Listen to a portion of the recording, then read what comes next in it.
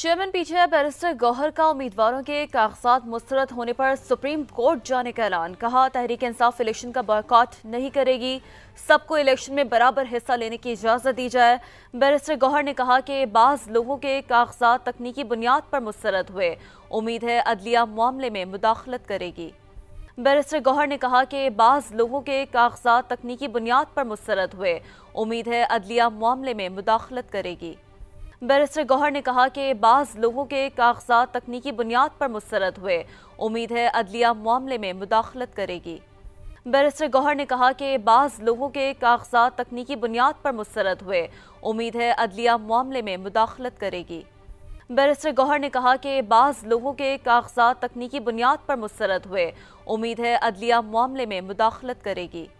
Barrister Gauhar ने कहा कि बाज लोगों के कागजात तकनीकी बुनियाद पर मुस्तरद हुए, उम्मीद है अदलिया मामले में मुदाखलत करेगी। बैरिस्टर गौहर ने कहा कि बाज लोगों के कागजात तकनीकी बुनियाद पर मुस्तरद हुए, उम्मीद है अदलिया मामले में मुदाखलत करेगी। बैरिस्टर गौहर ने कहा कि बाज लोगों के कागजात तकनीकी बुनियाद पर मुस्तरद हुए, उम्मीद है अदलिया मामले में मुदाखलत करेगी।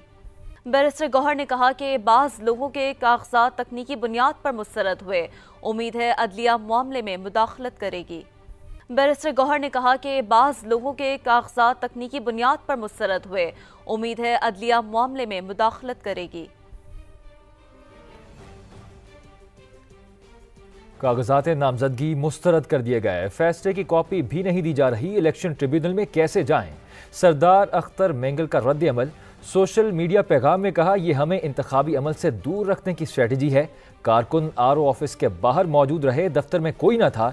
इलेक्शन ने तमाम आरओज को बर वक्त दफातर में रहने का कहा है। ईसीपी नोटिस ले।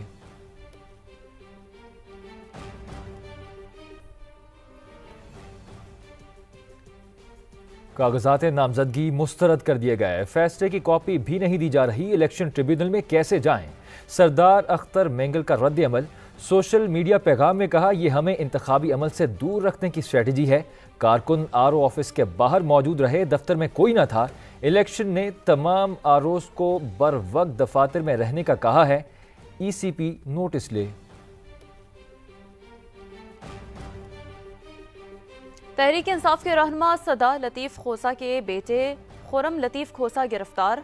लतीफ़ खोसा का कहना है कि खुरम खोसा को मजंग पुलिस ने गिरफ्तार किया, उन्हें हाईकोर्ट के करीब से हिरासत में लिया गया है।